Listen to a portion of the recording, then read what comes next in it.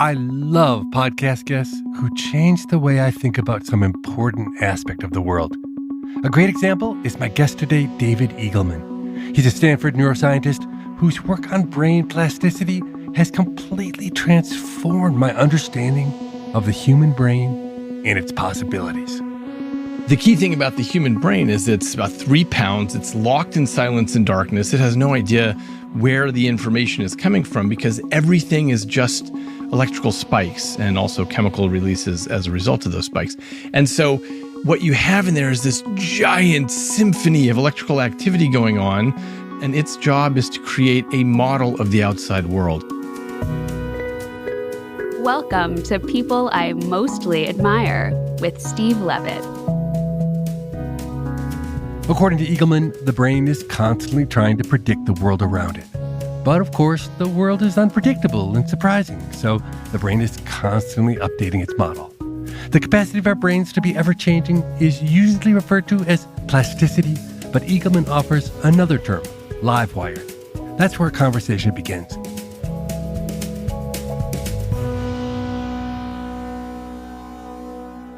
Plasticity is the term used in the field because the great neuroscientist or psychologist, actually, William James, coined the term because he was impressed with the way that plastic gets manufactured, where you mold it into a shape and it holds on to that shape. And he thought that's kind of like what the brain does. The great trick that Mother Nature figured out was to drop us into the world half-baked. If you look at the way an alligator drops into the world, it essentially is pre-programmed. It eats, mates, sleeps, does whatever it's doing. But we spend our first several years absorbing the world around us based on our neighborhood and our moment in time and our culture and our friends and our universities. We absorb all of that such that we can then springboard off of that and create our own things. There are many things that are essentially pre-programmed in us, but we are incredibly flexible. And that is the key about live wiring. When I ask you to think of the name of your 5th grade teacher, you might be able to pull that up, even though it's been years since you saw that 5th grade teacher. But somehow there was a change made in your brain and that stayed in place. You've got 86 billion neurons. Each neuron is as complicated as a city.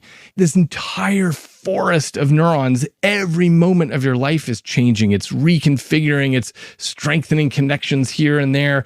It's actually unplugging over here and replugging over there. And so that's why I've started to feel that the term plasticity, in homage to plastic, is maybe underreporting what's going on. And so that's why I made up the term live wiring. So let me pose a question to listeners. Imagine you have a newborn baby and he or she looks absolutely perfect and flawless on the outside. But then upon examination, the doctors discover that half of his or her brain is just missing. A complete hemisphere of the brain. It's never developed. It's just empty space. I would expect that would be a fatal defect, or best the child would be growing up profoundly mentally disabled. Turns out the kid will be just fine. You can be born without half the brain, or you can do what's called a hemispherectomy, which happens to children who have something called Rasmussen's encephalitis, which is a form of epilepsy that spreads from one hemisphere to the other. The surgical intervention for that is to remove half the brain. Which is completely absurd. Yeah, you can just imagine as a parent the horror you would feel if your child had to go in for something like that. But you know what? Kid's just fine. I can't take my laptop and rip out half the motherboard and expect it to still function. But with the brain, with a live wired system, it'll work. When I went to school, I feel like they taught me the brain was organized around things like senses and emotions. That there were these different parts of the brain that were good for those things. But you make the case that there's a very different organization of the brain. It's got some problems it needs to solve. Like, am I in danger? How do I move my body around? Is there something else moving around me? And it takes vision or hearing and makes a prediction. Could you riff on that a little bit? It is organized around the senses, but the interesting thing is that the cortex, this wrinkly outer bit, is actually a one-trick pony. It doesn't matter what you plug in. It'll say, okay, got it. I'll just wrap myself around that data and figure out what to do with that data. It turns out that in almost everybody, you have functioning eyeballs that plug into the back of the head. And so we end up calling the back part of the brain the visual cortex. We call this part the auditory cortex, and this the somatosensory cortex that takes in information from the body and so on. So what you learned back in high school or college is correct most of the time. But what it overlooks is the fact that the brain is so flexible. So if a person goes blind or is born blind, that part of the brain that we're calling the visual cortex, that gets taken over by hearing, by touch, by other things. And so it's no longer visual cortex. The same neurons that are there are now doing a totally different job. They're involved in other processes. The flexibility of the brain is that, usually it comes out this way, but fundamentally what it's trying to do is take whatever data comes in and say, okay, I got it. This helps me to figure out how to move my way through the world. So I first came to your work because I was so blown away by the idea of human echolocation. Yeah. Only to discover that echolocation is only the tip of the iceberg. But could you talk just a bit about echolocation, how quickly with training it can start to substitute for sight? So it turns out that blind people can make all kinds of sounds, either with their mouth, like clicking, or the tip of their cane, or snapping their fingers, anything like this. And they can get really good at determining what is coming back as echoes to them and figure out, oh, okay, this is an open space in front of me. Here, there's something in front of me. It's probably a parked car. And oh, there's a little gap between two parked cars here, so I can go in here. The key is the visual part of the brain is no longer being used because for whatever reason, there's no information coming down those pipelines anymore. So that part of the brain is taken over by audition, by hearing, and by touch and other things. What happens is that the blind person becomes really good at these other things because they've just devoted more real estate to it.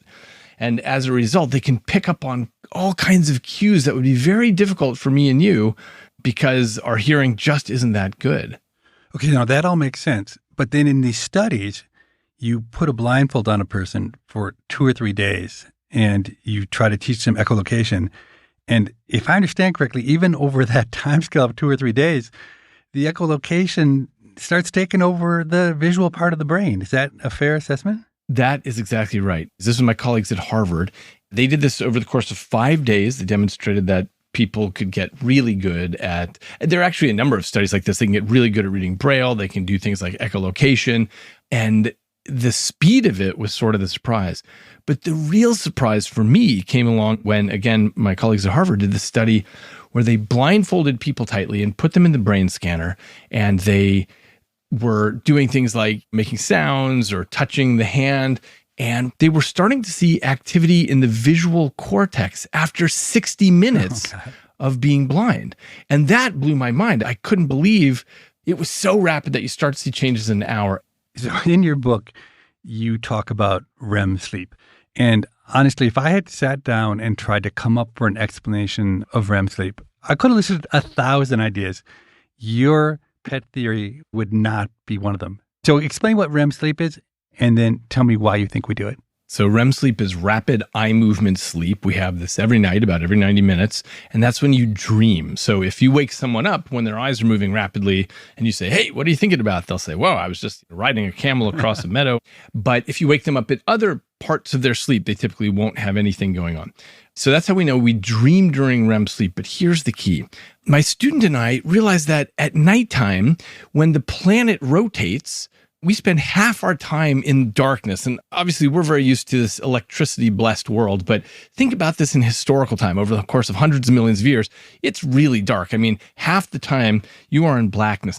Now, you can still hear and touch and taste and smell in the dark, but the visual system is at a disadvantage whenever the planet rotates into darkness. And so, given the rapidity with which other systems can encroach on that, what we realized is it needs a way of defending itself against takeover every single night. And that's what dreams are about. So what happens is you have these midbrain mechanisms that simply blast random activity into the visual cortex every 90 minutes during the night. And when you get activity in the visual cortex, you say, oh, I'm seeing things. And because the brain is a storyteller, you can't activate all this stuff without feeling like there's a whole story going on there. But the fascinating thing is when you look at this circuitry carefully, it's super specific, much more specific than almost anything else in the brain. It's only hitting the primary visual cortex and nothing else.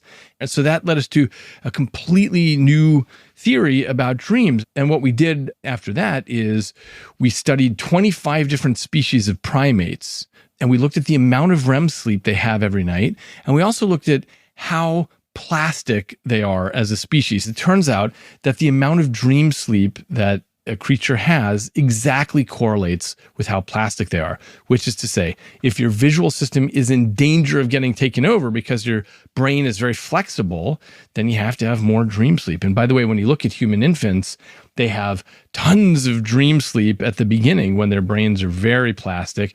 And as they age, the amount of dream sleep goes down. But the point is, it's a way of the visual system to defend itself at night against takeover. Have you convinced the sleep scientists this is true, or is this just you believe in it right now? Right now, at the moment, there are 19 papers that have cited this and discussed this.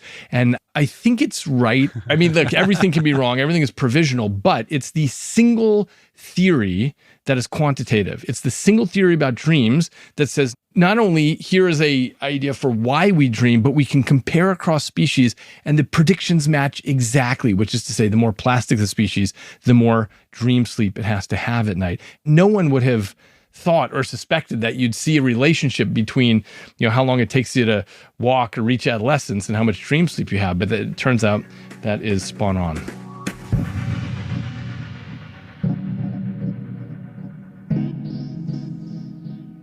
So we talked about echolocation, which uses sound to accomplish tasks that are usually done by vision. And you've started a company called Neuroscience, which uses touch to accomplish tasks that are usually done with hearing. Can you explain the science behind that? Given that all the data running around in the brain is just data and the brain doesn't know where it came from, all it knows is, here are electrical spikes running around, and it tries to figure out what to do with it. I got really interested in this idea of sensory substitution, which is, can you push information into the brain via an unusual channel?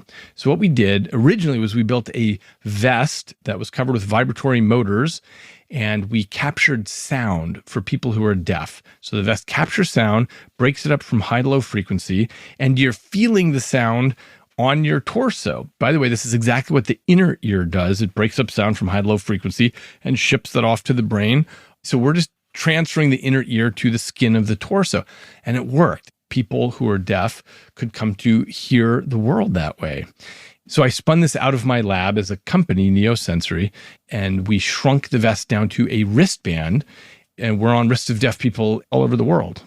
The other alternative for somebody who's deaf is a cochlear implant, an invasive surgery.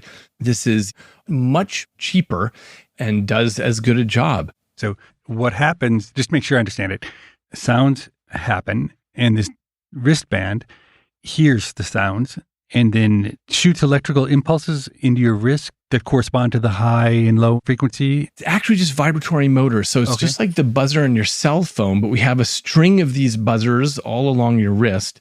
And we're actually taking advantage of an illusion, which is if I have two motors next to each other and I stimulate them both, you will feel one virtual point right in between. And as I change the strength of those two motors relative to each other, I can move that point around. So we're actually stimulating 128 virtual points along the wrist. And how do people learn? Do people train? You give them very direct feedback, or is it more organic? Great question. It started off where we were doing a lot of training on people. And what we realized is it's all the same if we just let it be organic. The key is we just encourage people, be in the world. And that's it. So you see the dog's mouth moving and you feel the barking on your wrist, or you close the door and you feel that on your wrist, or you say something. Most deaf people can speak and they know what their motor output is and they're feeling the input. Okay, so they're hearing their own voice for the first time through this. Oh, God, yeah, that's interesting. And by the way, that's how you learned how to use your ears too. When you're a baby, you're watching your mother's mouth move and you're hearing data coming in your ears and you clap your hands together and you hear something in your ears. It's the same idea. You're just training up correlations in the brain about, this visual thing seems to always go with that auditory stimulus. So then it seems like if I'm deaf and I see the dog's mouth moving and I now associate that with the sound, do the people say that they hear the sound where the dog is, or is the sound coming from the wrist? For the first few months, you're hearing it on your wrist. You can get pretty good at these correlations. But then after about 6 months, if I ask somebody, look, when the dog barks, you feel something on your wrist and you think, okay, what was that? Oh, that must have been a dog bark. And then you look for the dog and they say, no, I just hear the dog out there. And that sounds so crazy, but remember, that's what your ears are doing. Your ears are capturing vibrations at the eardrum that moves through the middle ear to the inner ear, breaks up to different frequencies, goes off to your brain, goes to your auditory cord. It's this giant pathway of things. And yet, even though you're hearing my voice right now inside your head, you think I'm somewhere else. And that's exactly what happens, irrespective of how you feed the data in. So you also have a product that helps with tinnitus. Could you explain both what that is and how your product helps? So tinnitus is a ringing in the ears. It's like beep. And about 15% of the population has this. And for some people, it's really, really bad. It turns out there is a mechanism for helping with tinnitus, which has to do with playing tones and then matching that with stimulation on the skin. So people wear the wristband. It's exactly the same wristband, but we have the phone play tones, boop, boop, boop, boop, boop, boop, and you're feeling that all over your wrist. And you just do that for 10 minutes a day, and it drives down the tinnitus. Now, why does that work? There are various theories on this, but I think the simplest version is that your brain is figuring out, okay, real sounds always cause this correlating vibration on my wrist, but a fake sound, beep, this thing in my head, that doesn't have any verification on the wrist. And so that must not be a real sound. So because of issues of brain plasticity, the brain just reduces the strength of the tinnitus because it learns that it's not getting any confirmation that that's a real world sound. Now, how did you figure out that this bracelet could be used for this? This was discovered by a woman named Susan Shore, who's a researcher who discovered this about a decade ago, and she was using electrical shocks on the tongue. And there's actually another company that's spun out called Linear that does this with sounds in the ear and shocks on the tongue. They had an argument that they think it had to be touched from the head and the neck, and I didn't buy that at all, and that's why I tried that with the wristband. So this was not an original idea for us, except to try this on the wrist, and it works equally as well. So what we're talking about is substituting between senses. Are there other forms of this, products that are currently available to consumers or likely to become available soon in this space? For people who are blind, for example, there are a few different approaches to this. One is called the brain port, and that's where for a blind person, they have a little camera on their glasses, and that gets turned into little electrical stimulation on the tongue. So you're wearing this little electrotactile grid on your tongue, and it tastes like pop rocks sort of in your mouth. Blind people can get pretty good at this. They can navigate complex obstacle courses or throw a ball into a basket at a distance because they can come to see the world through their tongue, which, if that sounds crazy, it's the same thing as seeing it through these two spheres that are embedded in your skull. Mm-hmm. It's just capturing photons and information about them, figuring out where the edges are, and then shipping that back to the brain. And the brain can figure that out. There's also a colleague of mine that makes an app called Voice. It uses the phone's camera and it turns that into soundscape. So if you're moving the camera around, you're hearing, it sounds like a strange cacophony, but it doesn't take long, even for you as a sighted person, to get used to this and say, oh, okay, I'm turning the visual world into sound. And it's starting to make sense. When I pass over an edge or when I zoom into something, the pitch changes, the volume changes. There's all kinds of changes in the sound quality that tells you, oh, yeah, now I'm getting close to something, now I'm getting far, and here's what the world looks like in sound. After a short break, David Eagleman and I return to talk about how we can get better data about our own brains.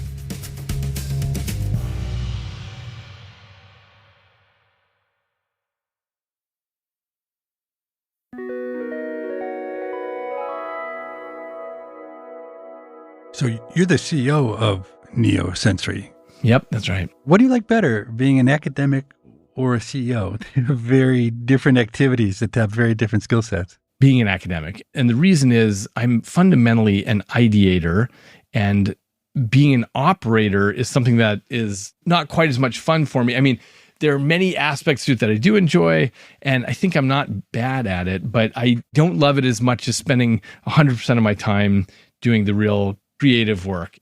In the future, what I'm going to be doing is kicking off companies and finding the right team of people who will do the operations. Elon Musk's company Neuralink has gotten a ton of attention lately. Could you explain what they're trying to do and whether you think that's a promising avenue to explore? What they're doing is they're putting electrodes into the brain to read from and talk to the neurons there. So what we've been talking about so far has been sending signals to the brain. But what Neuralink is trying to do is take signals out of the brain. Is that right? That is correct. Everything we've been talking about so far with sensory substitution, that's a way of pushing information in and non-invasive. And what Neuralink is, you have to drill a hole in the head to get to the brain itself, but then you can do reading and writing invasively. Mm-hmm. That actually has been going on for 60 years. The language of the brain is electrical stimulation. And so with a little tiny wire, essentially, you can zap a neuron and make it pop off, or you can listen to when it's chattering along, going pop, pop, pop, pop, pop, pop, pop.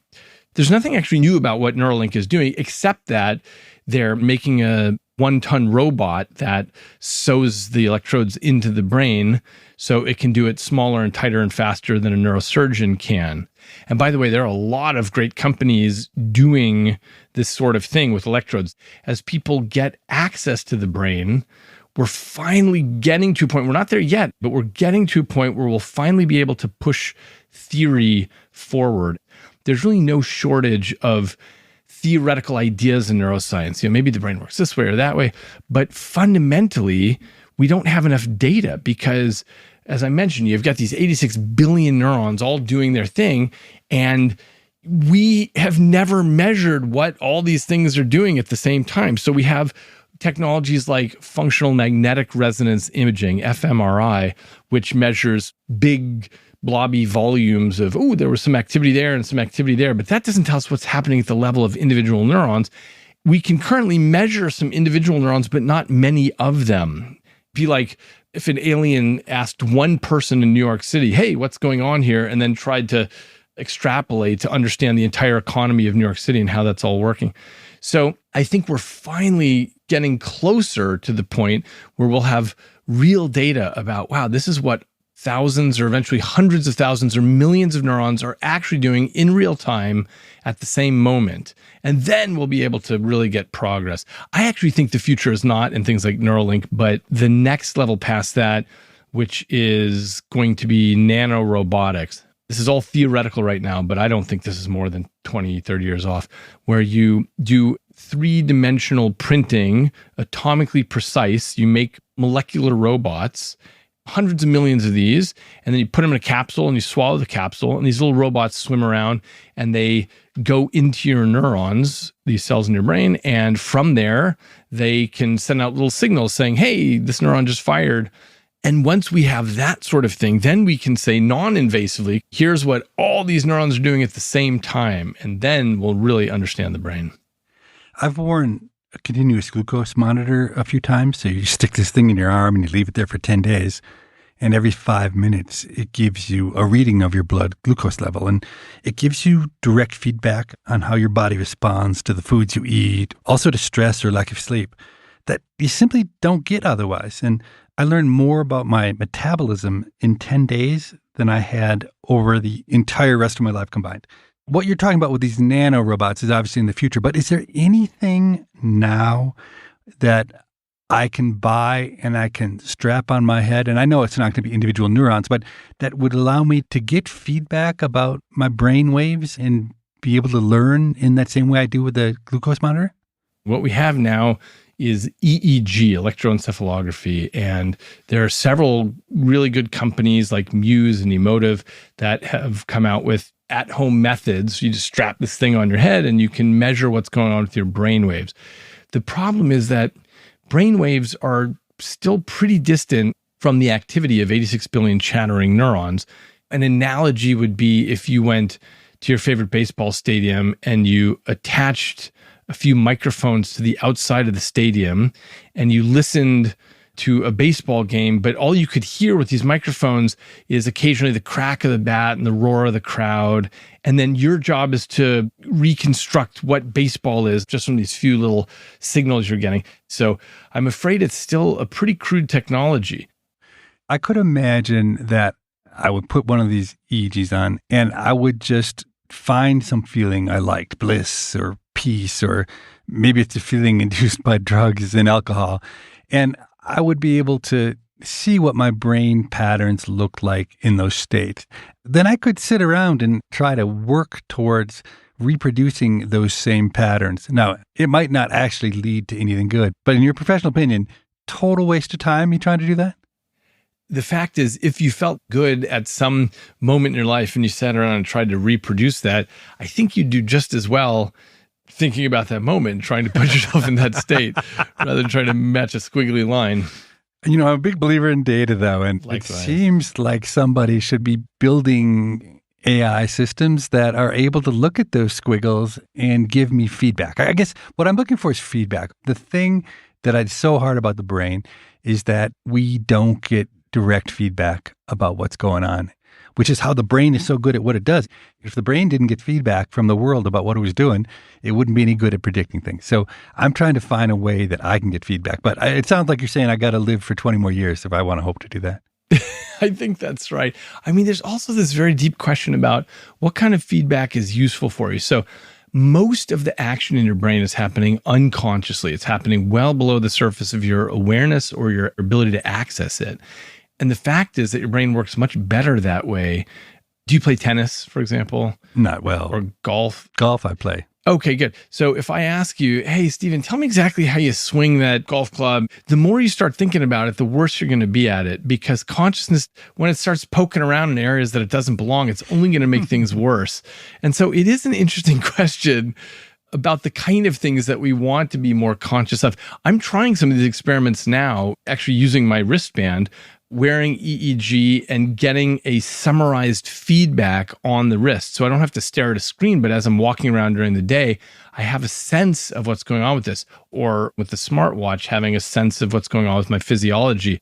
I'm not sure yet whether it's useful or whether those things are unconscious because Mother Nature figured out a long time ago that it's just as well if it remains unconscious. And so one thing I'm doing, which is just a wacky experiment, just to try it. The smartwatch is measuring all these things. We have that data going out, sending a signal to the internet and then to the wristband. But the key is you have someone else wear the wristband, like your spouse wear the smartwatch, and you're feeling her physiology. And I'm trying to figure out, is this useful to be tapped into someone else's physiology? I don't know if this is good or bad for marriages, but oh my God, what a nightmare. Exactly. But I'm just trying to really get at this question of these unconscious signals that we experience. Is it better if they're exposed or better to not expose them? What have you found empirically? Empirically, what I found is that married couples don't want to wear it. I mean, you need couples that are just falling in love because they want to know more and more about each other. The married couples, I think, are the wrong target. Right, exactly. So you've actually done it? What is the experience like? The problem is what you're feeling is all kinds of summarized issues about your loved one's heart rate and heart variability and galvanic skin response. But bodies are complicated because life is complicated. So in any given moment, someone pulls in front of her in traffic and I feel that. Maybe I'm across the nation, but the data's going across the internet, so I can feel it anytime. But who knows why? Or she hears something funny on the radio and has a different signal blip, and I feel that. But it's very difficult to reconstruct what is happening back in California. How about when you're together? Have you done it when you're sitting in the same room and you can see her laughing and you can feel it? We haven't really explored this as much as we should because it's like a little bit of an invasion of privacy. We're so used to having most of our signals hidden from the world. No matter how open we feel we are as people, we're actually mostly closed. Like all of your internal signals, other people don't get to see that.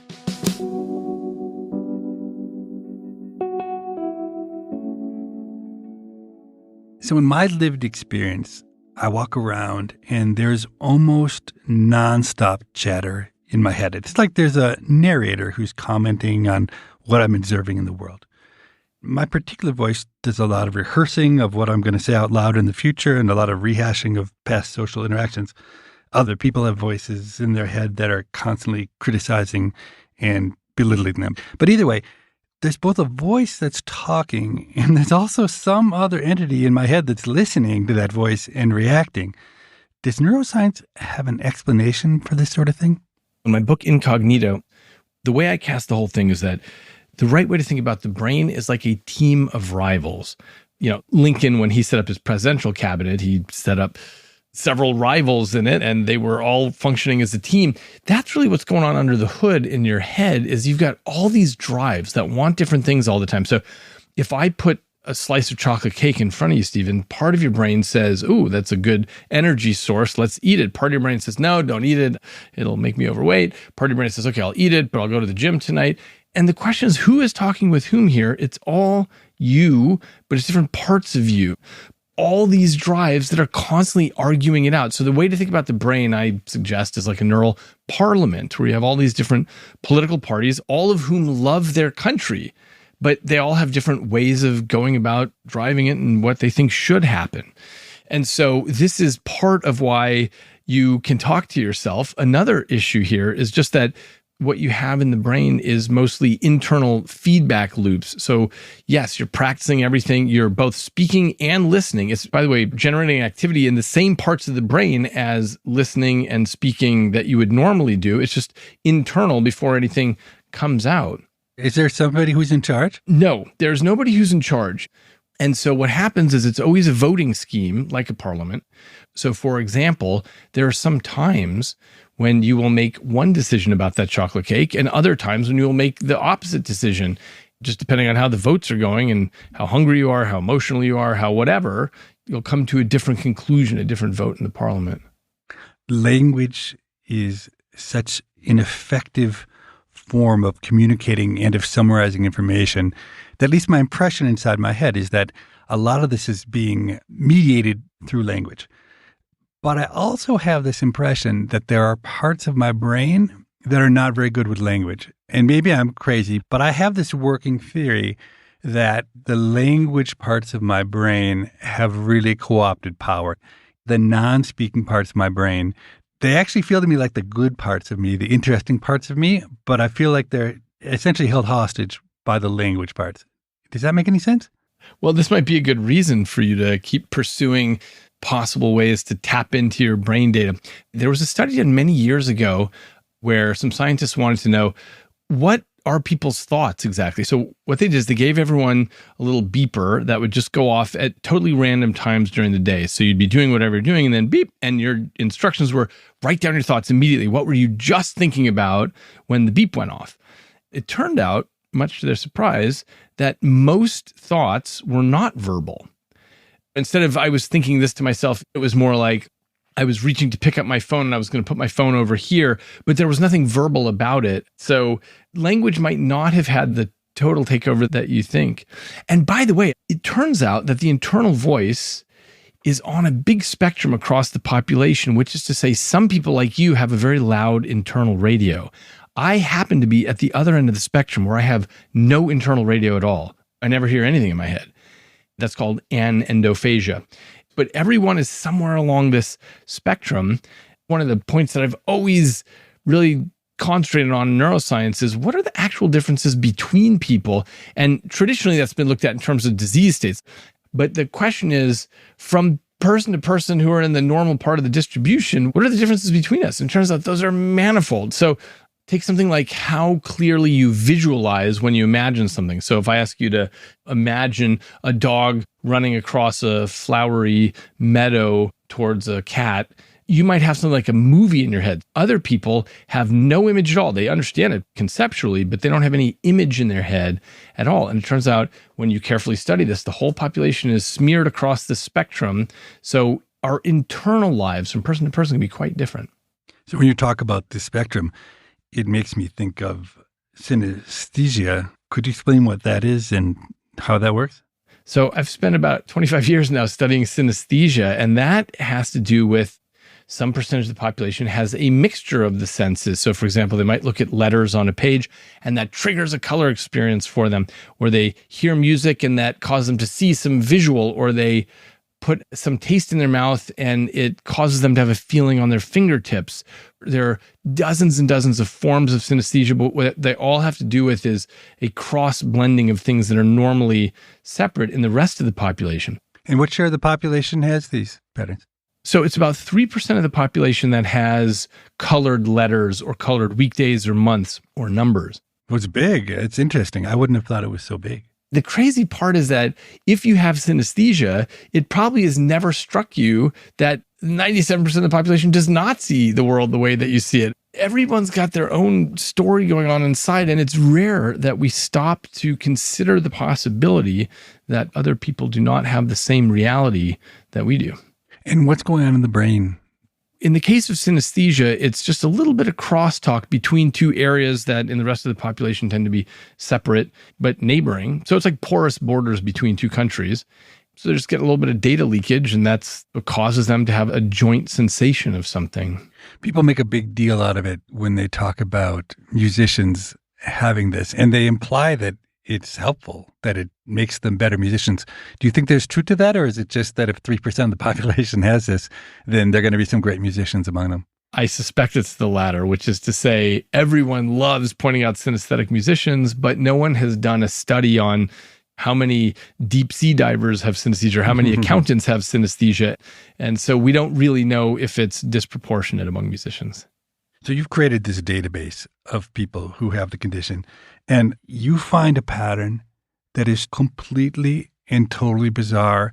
And that's it. There's a big bunch of people who associate the letter A with red, B with orange, C with yellow. It goes on and then they start repeating it G. In general, though, you don't see any patterns at all. Like people can connect these colors and letters in any way. Do you remember when you first found this pattern and what your thought was? So typically, as he said, it's totally idiosyncratic. Each synesthete has his or her own colors for letters. So my A might be yellow, your A is purple, and so on. And then what happened is, with two colleagues of mine at Stanford, we found in this database of tens of thousands of synesthetes that I've collected over the years, we found that starting in the late 60s, there was some percentage of synesthetes who happened to share exactly the same colors. And these synesthetes were in different locations, but they all had the same thing. And then that percentage rose to about 15% in the mid-70s. So when you saw this, you must have been thinking, my God, this is important, right? Exactly right. The question is, how could these people be sharing the same pattern? What we had always suspected is that maybe there was some imprinting that happens, which is to say there's a quilt in your grandmother's house that has a red A and a yellow B and a purple C and so on. But, you know, everyone has different things that they grow up, different posters that they grow up with as little kids. And so it was strange that this was going on. The punchline is that we realized that this is the colors of the Fisher-Price magnet set on the refrigerators that were popular during the 70s and 80s and then essentially died out. And so it turns out that when I look across all these tens of thousands of synesthetes, it's just those people who were kids in the late 60s and 70s and 80s that imprinted on the Fisher-Price magnet set. And that's their synesthesia. And then as its popularity died out, there aren't any more who have that particular pattern. It's interesting because I am in that age group and I don't associate letters with colors, but I can still see those letters on the refrigerator. Likewise, but what that indicates is it's not that the letters caused synesthesia, it's that those people who had synesthesia imprinted on that exemplar.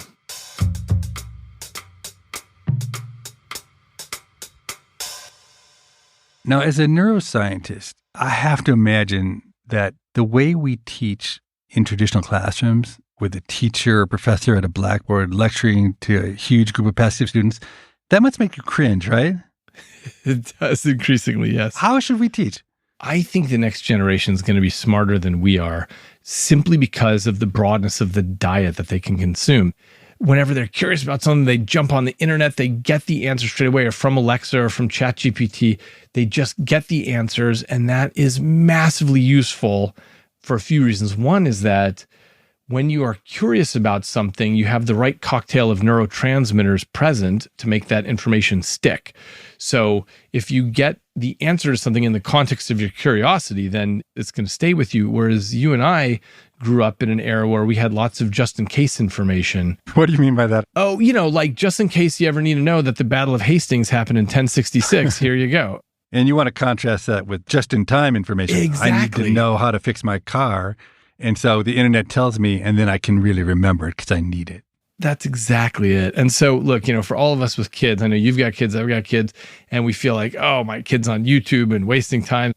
There's a lot of amazing resources and things that they learn on YouTube or even on TikTok, anywhere. There's lots of garbage, of course, but it's better than what we grew up with. I mean, when you and I wanted to know something, we would ask our mothers to drive us down to the library, and we would thumb through the card catalog and hope there was something on it there that wasn't too outdated. You were more ambitious than me. I would just ask my mother, and I have since learned that every single thing my mother taught me was completely wrong. But I still believe them because of this part of the brain that locks in things that you learned long ago. I still have to fight every day against the falsehoods my mother taught me. I wish I had told her to take me to the library. My mother was a biology teacher and my father was a psychiatrist. And so they had all kinds of good information. I'm just super optimistic about the next generation of kids. Now, as far as how we teach, things got complicated with the advent of Google, and now it's twice as complicated with ChatGPT. Happily, we already learned these lessons 20 years ago. What we need to do is just change the way that we ask questions of students. We can no longer just assume that a fill in the blank or now even just writing a paper on something is the optimal way to have them learn something. But instead, they need to do interactive projects like run little experiments with each other. And, the kind of thing that you and I both love to do in our careers, which is, okay, go out and find this data and run this experiment and see what happens here. That's the kind of opportunities that kids will have now. You're listening to People I Mostly Admire with Steve Levitt and his conversation with David Eagleman. After this short break, why does David call himself a possibilian?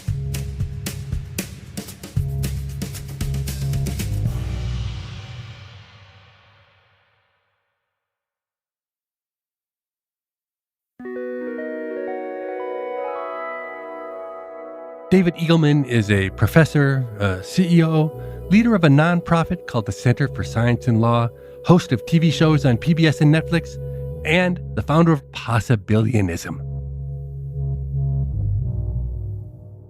Like every curious person trying to figure out what we're doing here, what's going on, it just feels like there are two stories.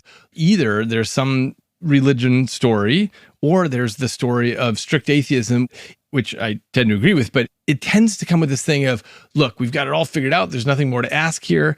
There is a middle position, which people call agnosticism, but usually that means, I don't know, I'm not committing to one thing or the other.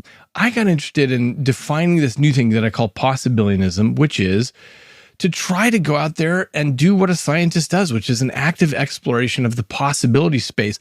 What the heck is going on here?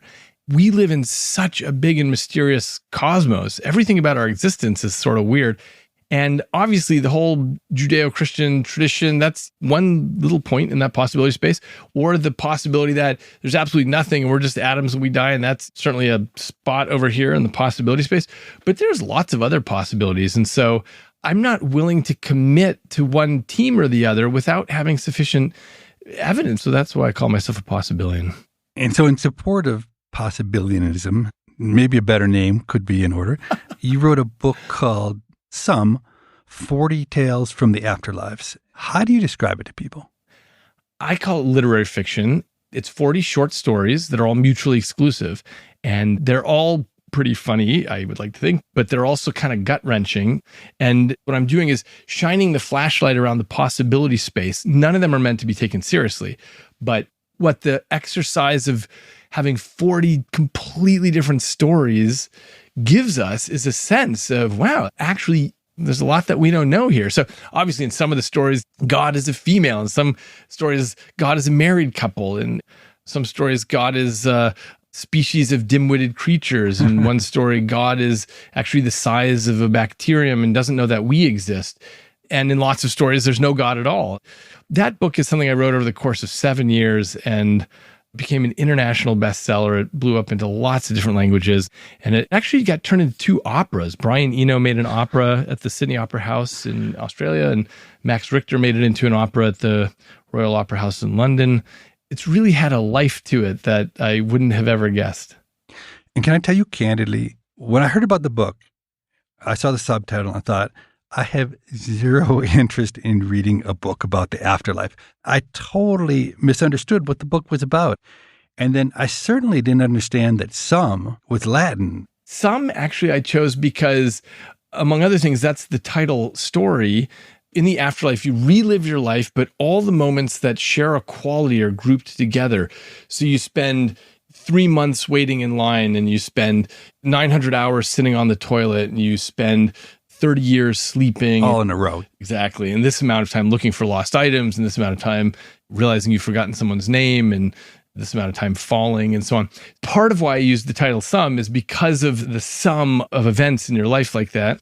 Part of it was because cogito ergo sum. So it ended up just being the perfect title for me, even if it did lose a couple of readers there. Yeah.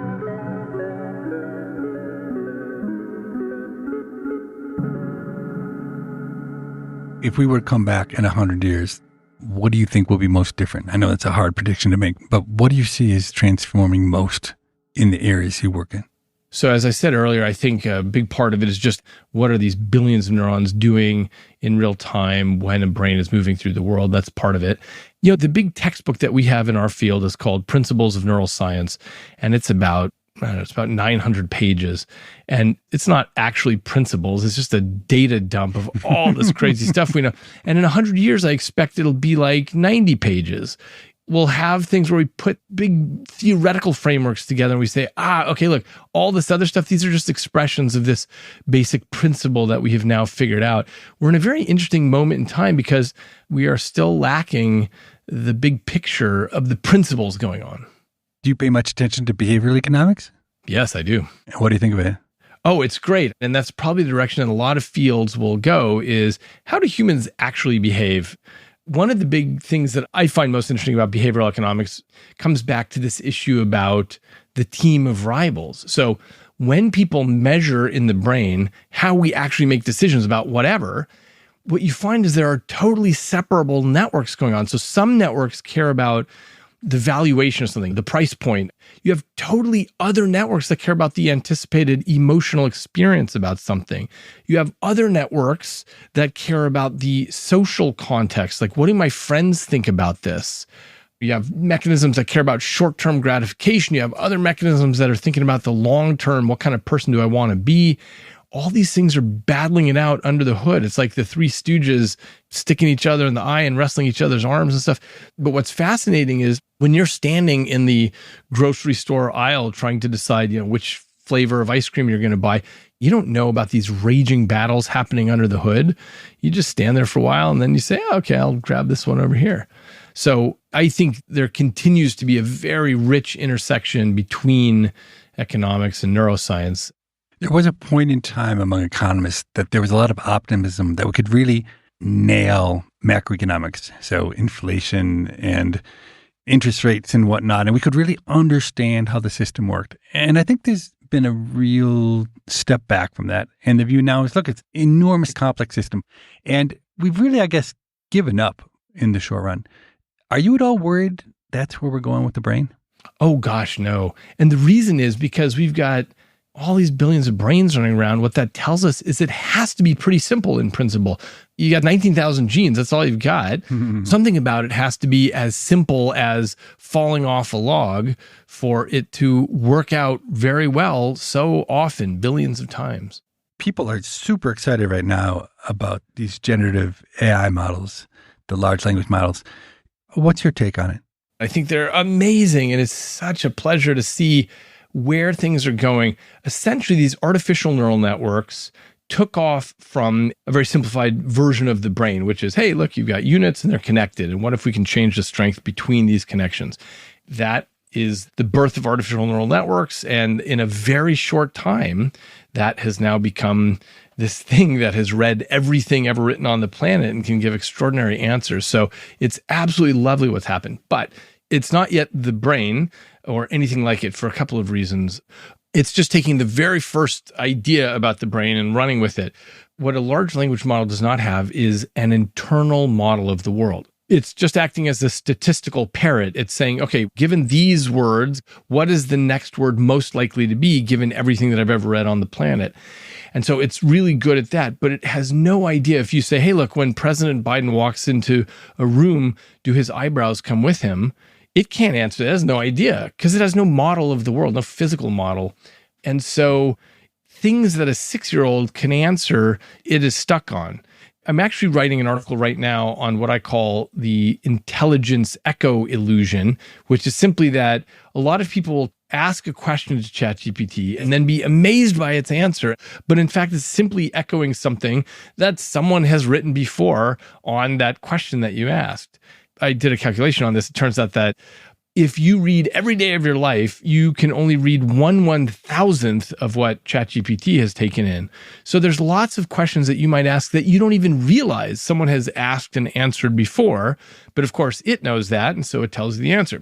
So people are looking at this echo of things that other humans have written and thinking, wow, this thing is amazing and smart.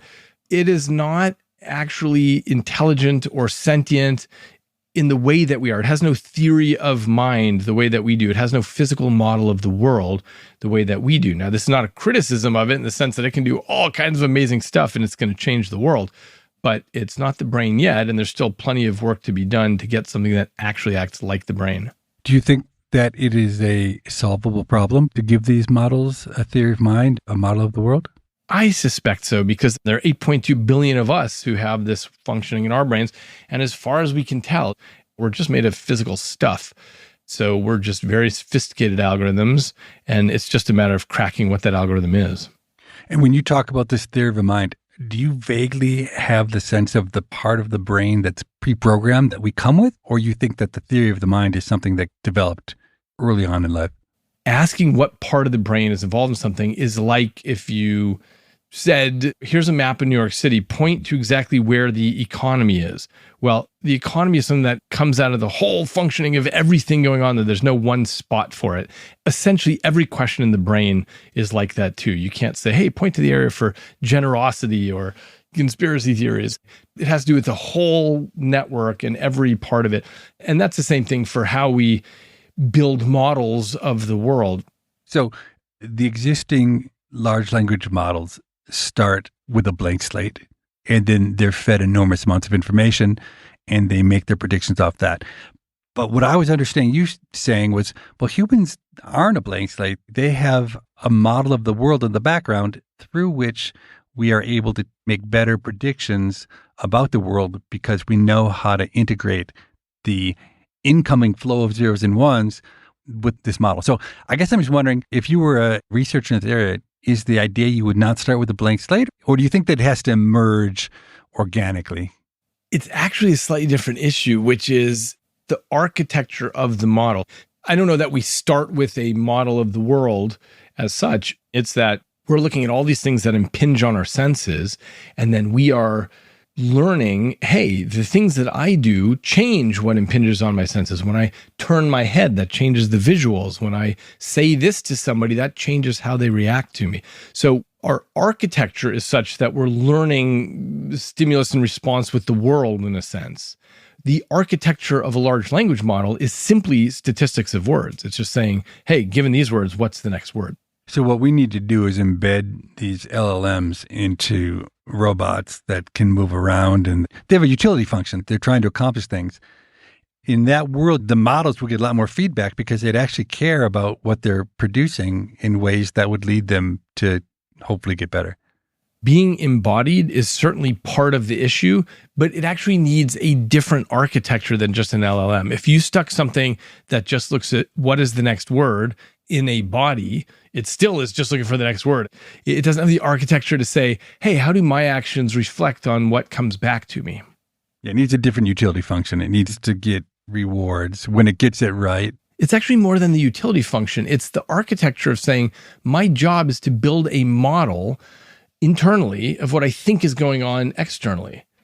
It's a whole different architecture than we're used to thinking about with artificial neural networks. It's not just a utility function. It's saying, hey, I'm trying to build little dioramas, those things that we built as kids, of the whole world out there. That's really its job, such that it can move the pieces around and make good predictions, such that our hypotheses can die in our stead. You test and evaluate everything internally. Like you were saying with your internal voice, how you try out conversations and stuff like that. That's what the brain is constantly doing.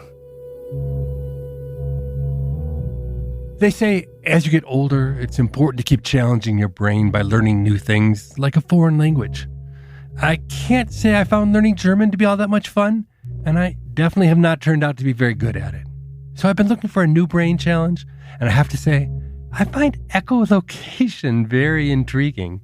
How cool would it be to be able to see via sound? I suspect, though, that my aptitude for echolocation will be on par with my aptitude for German. So if you see me covered in bruises, you'll know why. If you want to learn more about David Eagleman's ideas, I really enjoyed a couple of his mini books, like Live Wired, which talks about his brain research, and Some, 40 Tales from the Afterlives, his book of speculative fiction. So this is the point in the show where we take a listener question, and I welcome my producer, Morgan. Hi, Steve. A few weeks ago, you had David Otter, an MIT labor economist, on the show, and we solicited questions for David from listeners who had heard the episode. And a listener wrote in with a question for you and David, and we brought the question to David, and you are going to paraphrase his response and add your own response to it. So the question is, what do you think the chances are that the workers will control the means of AI production? This listener says, sorry to bring Marx into this, but I worry that even if AI succeeds, the benefits will flow to the big corporations that own the data centers where the AI processing is done. Both of you seem to imagine futures where an individual increases their utility with AI, but you seem to ignore the likelihood that the individual will not be the one making the profit from that increased utility. What's your response, Steve? First of all, I think that is a fantastic question. I actually agree with the thrust in that question, but David doesn't, okay? And he has some good reasons for thinking that it's not necessarily true that big corporations will control all of the flow of the profits from AI. And the first argument he makes, which is a really sensible empirical one, is that in the economy today, what's surprising, and these are David's words now, the richest countries in the world, the ones with the most technology, the most capital, the most infrastructure, the places where you'd expect labor to be potentially a small part of economic activity, these are the places where labor's share of national income is the highest. In North America, 61% of national income is paid to workers. In sub-Saharan Africa, it's 51%. David's point there is that new technologies don't necessarily lead to a shift in profits going to the owners of capital, the corporations, away from workers, okay? And that is sensible. But let me just now play the role of the question asker and say, yeah, that's fine, but let's take a very specific example. Let's take driverless vehicles. The entire point of the driverless vehicle is that you don't have to pay the labor to the driver of the car. I cannot imagine a world in which driverless vehicles don't lead to the labor share going down. And the set of people who are driving vehicles right now is absolutely huge. It's one of the biggest professions in the entire country if you put truck drivers, taxi drivers, all of them together. So anyway, David didn't get to answer that question because it wasn't asked specifically, but I think that's a real caveat on what he's saying. Okay, so let's go back to David's response. The listener brought up Marx in their question. And in reference to Marx, David says Marx was pessimistic about the future of industrializing economies, but I think he'd be surprised by how relatively well things have turned out in the century that followed his passing. Ironically, they've turned out much worse in countries that attempted to implement Marxism. Touché. I mean, it's very true. And one of the favorite things for economists to say, for all that people disparage capitalism, the countries that have not followed a capitalist model, the residents of those countries have not fared well really on any dimension that you'd want to be proud of. And one thing we haven't mentioned, Morgan, is what I thought was the most interesting and important part of David's response. So let me read that word for word. David wrote, I'm not betting that we'll pull this off again. And by that, he means to build in a technology and do it in a way that helps workers, he says. But I'm not betting against it either. And the first step in handling the risk and the opportunity is to recognize that the future is not a prediction problem, it's a design problem. And what David's point is, look, it's not as if we are passively sitting here waiting to see whether AI destroys humanity. It's that we're actors in this game, in this activity, and we have the ability as citizens, as thinkers, as designers, to try to make AI serve people. And that's an important point because I have to say myself, I tend to think passively. I tend to think that technologies are too powerful and the forces at work in the economy are beyond anyone's control. But I think David's got a point, and it's a kind of optimism that he brings to the problem that I think could be helpful. If you have a question for us, our email is pima@freakonomics.com. If you have a question for David Eagleman, the neuroscientist from this episode, we can try to bring that question to him. We can be reached at pima@freakonomics.com. That's PIMA at freakonomics.com. We read every email it's sent. We look forward to reading yours. Next week, be on the lookout for a replay of one of my all-time favorite episodes.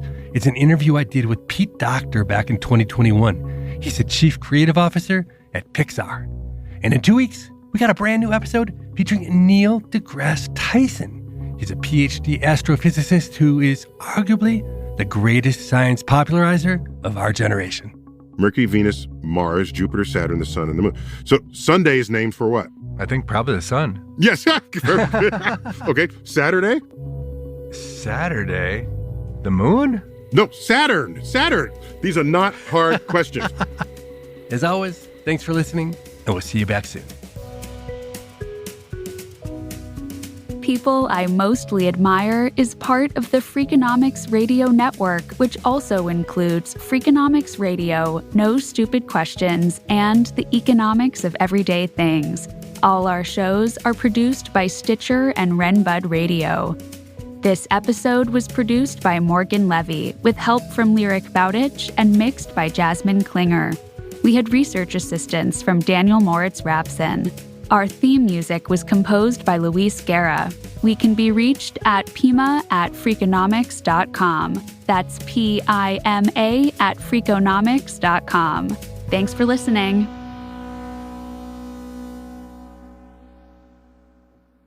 David, you got your quick time going? I do now.